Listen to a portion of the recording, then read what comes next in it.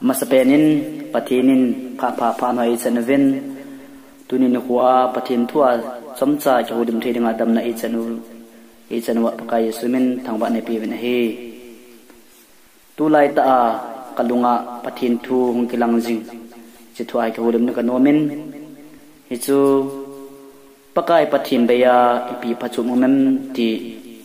thu chakuna chodim kade sen hichi thu chodim na divin pathin le khabuthi thuil pa bung khat sanga somnani apat somnali chan sindoning kanomin he thuil pa bung khat sanga somnani apat somnali chan thuil pa ki ma hi Jerusalem khopia lenga na pangkahi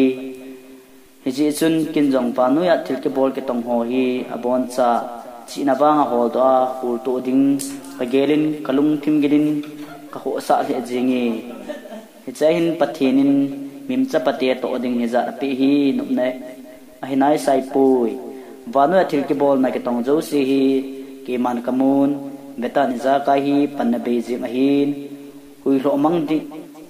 mang the chi e bu be atu the isim naw pathin pate bu pu hanlang panna be ki ti tu changi e ho bible achun vel jahat vel an ke mo in la ecclesiastes le ko bu song hin som thum nga ve bian ke mo na hi panna be ke ti ting le thil man tam lo ai lo le apan na thei lo ting apa chom lo atong lo tin jong akil chen the na hi tu chi khana chen panna be ke ti hi mingol te an hi ti akimon hi muzihin tuni ni khun panna be chung chang sin adi bahin tudo akido no muchu ito ogaw ai lo le itil bol wa kona lo sap nai mo ting le itabang lung thim na nai nei jibem ti kido no mu he nei se chung atil jo sila ga so thi pen nga pathin e pu hin khu hi tuni ni wa panna be ya naman ding ham ai lo le panna ni ya iman ding ham ti ngai to divin ki de sa hi he je hin ecclesiastes le khabu thil pa le khabu akon hen ipan sa dimin kadejin ecclesiastes le khabu hi hebrew pawa kuna ko hilet kita kuna ani kida do hi in hichu leng Solomon chile khabu sunga thuila pangpa kisena hi timo ben hi chile khabu hi BC jathumna som jakula som thumnanga vela kisun ahin chuting le leng Solomon hi Israel te lenga kum somli na pangin hi echahin Israel chate leng pan sunghin ama hi hauna le min thanna ai lo le zabona changmi hi ti leng te khatna bungthum chang sama pa somnali song akimon hi leng Solomonin icho zo si ani nunga pathin nun sunale pathin ginglawa hin ko man lai chun pannabe kiti tu changi tulpa le khabu hin tampe na ta lang hi pathin do ma le pathin ginglawa hin ko na man la ya pannabe ati tu chango chu na be hute akhat na in het na jong hi thacho na hi anatin hi het na jong hi thacho na hi atin hi ani na in hauna jong pogi bi ma hi anatin hi athum na in mel hoi jong pannabe hi anatin hi adi chanin sa jong pannabe hi ti mo bin hi anga chanin nakitong jo se pannabe hi ti mo bin hi trilpa bungli changli lam chabeleven nakitong jo se pannabe hi ti mo bin hi agup chanin in khojing jong pannabe hi tin hi asagi chanin in sunga haun ho jo se jong pannabe hi atin hi gi chanin tha lai lo khang don lai jong pannabe hi atin hi achen leng Solomon tunya wa noi mi ten ingai chan ho sanga tamjo ai lo le banoi mi te haunas le sana chin ho sanga tamjo ato jo nong hin Pathen ging lo le Pathen nun suna hin khu anamanjin Pathen de lo lama hin khu anamanjin he cho zo se chu panna be hi ti na ta lang hi Philippi bung thum chang lia pa chang samaj 11 pur chan chen hin khu tu sim imo de hi meeting pur in Krista akimuna panin thiltam pi anangai sangole thiltam pi an kisun ho chu e bangin anangai tu na hi akat na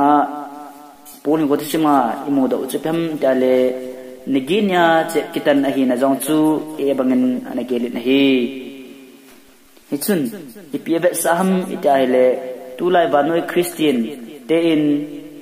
ikisun now ai lo le Pathen thu imu dan ho ikithil dan ho wa kisun ho zo se hi Pathen beya Pathen ginglo puma Pathen dong thainu na puma anake thil pam han zo si chu panna be hi ti ta lang na hi ani chanin judami la Benjamin thung hi na chu e bangin anage le na hi tunin hon mi thing pulin ichi Benjamin thung ahi na chu Krista ke muna kunin ima hilowin anangai tu na hi tunin ho in banoi ta san cha te in tunin kwa kisun naw ipung la ichang ai lol izal le nam song ai kisun zo se chu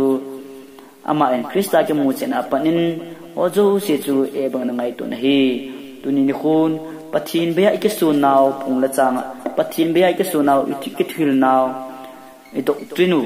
ai lo le ema ta san ki thil no zo se chu e bangan anagelin hi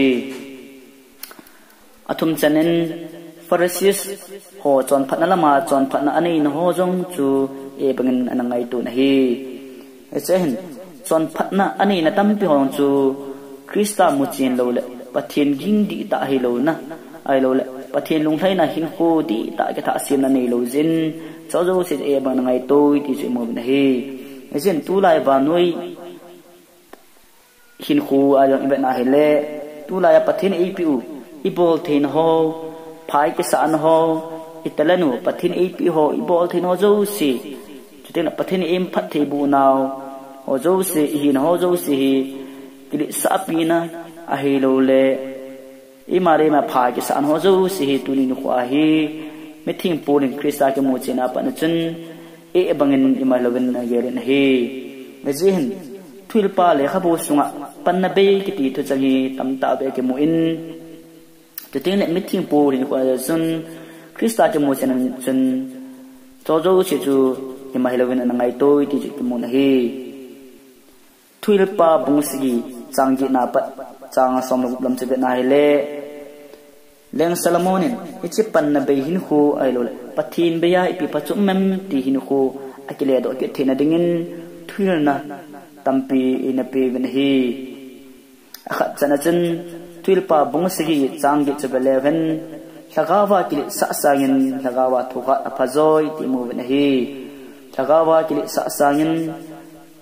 thagawa thuwa phazoi ti mu ben hi tuni ni ko hin ta san cha te hin ko hin thagawa ki sana ai ro le thagaw mi ka hikita thagaw lungkim ai ro lungir ngai to zo se ki sana la khoi thona phalam na hin ko manga tampi ke mun hi jehin tula ya Christian sa ko songowa jong tuta le lam dia hin ko man thin am tapu in tuta in ba hom zo tapu in ting la thagawa ki sa jin thagawa ke pa na jong am thei tapu ti ita lang nung be hi ani chanin lunghan lungcham ti mo ben hi thil pa bongsi chang ko je belehan lunghang loi jing hin ti chang mo ben hi tu lai hin ta san sa ai ro ping tha ka hitai ai ro Krista ki sim tha mong mong ka hitai thagawa in di dan ni ka hitai ti in society le ai ro ki loi khom na sunga boina sim jing Christian tampi ka men hi nu la pa tampi le khang dong tampi lam kai thil ai lo le lam gam ne nam sunga la mi te thil ngai sang lo wa lunghan le phun chir na ai lo lungsom na lama la jing tampi changai tu in mun hi ai wangin tu ni ko ni cho zo si chun pan na be hin khu in the hi ti hi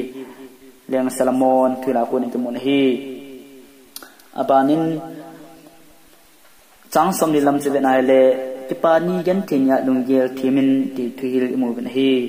tuni ni khu hin Christian sa ko adin tulai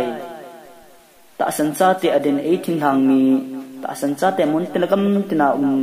khosa da no ingai tu in kipanian gen theni jong le lunggel dan ho ingai tu pathin do na jingin lunggel ngai tu nei nei jingun hi wangin leng Salomon chen pan na behin khu chojo si pan na behin khuwa kuna kang se thina divin lunggel thim na tu hi ne pi ne hi kipani no lunggel thimu thimin gen theni jong lunggel thimin ti in tu lun hi tuni ni khu hin gen thena jong pathin do na hi khading ikipanaw in sana pathin do na hi khading hi ti chanum ta hi abanin kidi sa be se dan lang ti imu ben hi tuilpa songachun kidi sa be se dan ti tuimu chen tuni ni ho hin Christian ta san cha ka hetai peng tha ka hetai a hi lo le Christian nung ka juina ko mi jan hetai a hi lo le ke pathin na chana tong ka hetai ta ai wangin e ma le ma thinga ti gel e ma le ma apachung chuna ti gel tampi men hi wangin leng Salomon chen kiti sana hin ko anamanjin nupsana ama me mala namangin achina pathin dona namangin ailol ahawna pathin dona namangin ailol abol thina amel hoina pathin dona namang khan hi tunin echikiti sana dong thim inai leisin pathina mit pathin min mu ading pannabe hin khu hi jing hi hanga chanin aching chung chunin tigeldan ti thuimu hi tunin khu hin sing ikisa lai sin mite mi modingin angola hi in hibangna tunin khwa ichi no hojo si pathin lung thai na ya pathin thupa pathin topi ta ke to hi alchun pathin pha khatin mite mo si le tai tom na changjong le hen pathinin pha khatin le ama anga induk sang khu umjang hi ti ta lang nom hi leng Salomon pathin le khabu thing sunga leng chingpe na anjang gel chu akichi sana chu pathin donan ko naman kha ta sin mite musil mite tai tom ni khain pathin do ma na hin ko tampe na tong den ai lo le tuni ni ko in ai na ko zo si za kai abo to zo si tu panabe hi ti anasijin hi tuni ni ko hin tulpa le khabu sung lamma ma chi ben ai le tulpa bung som le ni chang som tum chi ben ai le pathin ging ding pa chu hi chang sia ku na jong ungal kai pe ding hi ti mu hi pathin ging ding pa chu hi chang sia ku na jong ungal kai pe ding hi ti mu ni tuni ni khun pathin ging jing mi te chu tuni ni khu a pan na be kiti hin khwa ku na chu ungal kai thi ding hi ti mu chi na ben hi tuni ni khu in i hau na ho leng Salamonin het na jong tha chol na hi ai lo hau na jong pu gi bi ba hi me hoi jong pan na be hi ati ho zo si ai lo tha lai khang don lai ho jong pan na be hi ati ho zo sa ku na pan na nei hi the na di ba chun i pol diwa papen chu pathin ging jing in khu iman diu chu apoi mo pen hi ezin pathin ging jing pa chu hi chang sa ku na jong ungal kai pe ding a hi ti tuil imu to ke hanin tuni kon pathin igin wa hile pathin ging jing jin khu puma natong lunggel tilbol khangdong stingle izakai hauna le min than hol hi wala chun pathinin phar khating le ichi naw he naw idam thi naw bol thi no zo se chu pathin buin tin ichun i hoda gu man lu an chu ding hi ti se do nom hi tuilpa bungi changa lam chbele han thupi chu ni phanin ti mu kin hi thupi chu ni phanin tunin ni huin Christian i thupi u i piham pathin thupi bang ta chu izakai ka bol hinam pathin thupi tapu ta chun tuni kha pathin i mal somna ka bol theina ka china ka hon he ke tu hinam ti Christian ko suma igel jing diu poimo pen hi e ma le ma chi ki sa na e ma le ma apha na ji ngai tu na mà lấy mà kỹ sa khỏi chỗ này của mình na ai lâu lệ lung han là lung chom na ở gen thì ni a jong Pathen su mel na inup sa ni a phat thi chan ya jong Pathen su mel na in khu iman chu Pathen tu pi ta ke tu hina ti chu ngai tu divin de in sa the jing hi jin tu ni isa khu le em ho Christian khu ne tin hin khu imam mi mala ngai tu diwa ka dei chi tham ja hele tu ne hin banoi mi ten tampi ai bui pian chi tham ja hele athila ke boya Krista al airol anei pa Pathena ke boilo Christian ke tam hi ji chun athila boilo vin Pathen anei pa boy masan ti thuili ka seinom hi jin athila boilo wa anei pa Krista lung thaina a ibui masa devi koi mol he jing hi jin tunin I hau na diu chu tunin khuhin Krista lung thaina nam ti ngai to masaleven ito zo siu chu hau na hin tin ichi naw I ho naw chu Krista lung thaina nam ti ho leven ichi naw chu Pathen ni mal so min tin chu ting le iza kai ilung gel ngai to naw ito naw I tham no zo si chu Pathen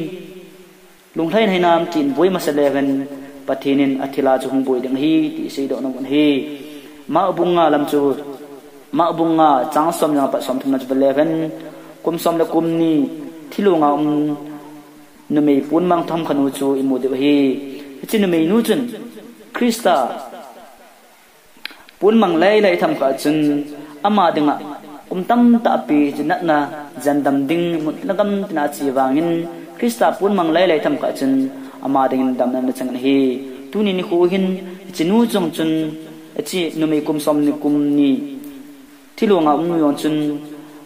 athila boilwa ani pa Pathena boi jin ama ding dam na chang hi tuni ni khu hin I ho jong ama banga Pathen lung thaina neu khat na I khu man phle iza kai Pathena ku na dam na o na lo hin na pan na iza kai nei de hi ti ta lam nom hi je hin le khabu khana kasim do na chun it's na hi ta sa that the hi ti miu sin aki hi in miu sin atgin ai wangin ta sa la gao ani gela that the hena sa koya ai lo hena sa kol cha jing Christian tampia ke men hi chu ipam e ma mi mala ipam e chi ta sa la gao that the ani gela koi jing chi ipam ti ngai to hu tin tunin khoni cho chun tunin khwa iza ka ibo zo siu pan na be an so ding chu ki chan ta hi tunin khu in hena sa kol lovin hena sa da la hena sa jam sanding in ikite mun hi tunin khun montin gam tina holam ka hiutin sei te meutin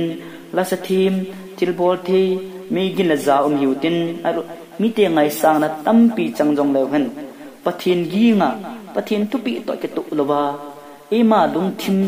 ema ngai tu dan ema chi dan ema de dan hin koi man lai sin ipol jo si chu Pathen be ya hin ku pan na be hi jing de hi ti ta lang nom hi je chun ta salam dola ki mang the ga tu lowa lagaw lama ki mang the lo ton san kim lo ga chu lo thina divin tunin khon Pathen lung thaina Pathen ginga Pathen tu pi ta ke to iza kai bol leven leng salamon pan na be hin khu atia ko na chu tun ka iga kai thei de hi ti sei do no man hi mezin mon tin gam tina Christian sa khu sung ai ngai to diu chu ekam ita hele tunin khwa ka go khol-dan ai lo le tunin khwa hena le china ka hol-dan tunin khwa sumna pai ko hol-dan tunin khwa iza kai kamel hoina le tunin khwa ka tha lai ting le nuksan hin ko kaman na tuna kana to na ka thilbo jo si Pathen lung thaina ai lo le Pathen tu pi ta ke tu na Pathen ging mi te bol ding ngai kilo menam ti ngai tu diu poi mo ta cha hi ji hin tunin khu in leng salamon I ho sang an san iza kai ana tu hi in I ho sang hau na jong anani hi in I ho sang chi na sang ta anani hi in hi bangin Krista kla sunya Pathen ging lu pum le Pathen tu pi to ke to lu pum puma hin khu anaman kha na ho chu a chainan pan na be ana tin hi jin ta san cha nang la ke tuni ni khu hin pakai baya ipi pachum ham tingai to tin pathin baya ipi pachum ding ham tingai to tin katunia kapo ka to anzo sia pathin adung lai lawa hele pha khating pathin laltu na tutan anga pannabe hin khu kana mangi pannabe hin khu pannabe hauna pannabe chinak anai tai ti isei diu ni khum lun masangin tuni ni khu in isim pau pathin gal do tin e hu hingwa pathin gal do tin hin na ipi wa pathin gal do tin hin khu dam na ipi wa pathin gal do tin he na chi na hol theina tha na ipi wa pathin gal do tin mel hoina pathin gal do tin chutil pathina dinga mi pachum ta le panane chu hi de hi tuni dan phanin pathin thu chom cha i hulum naw angai zo sir azo sar pathin phatei bu pi hanlang pathini gam sung le nam sung le imal chewa dingin pathin phatei bu pi taw han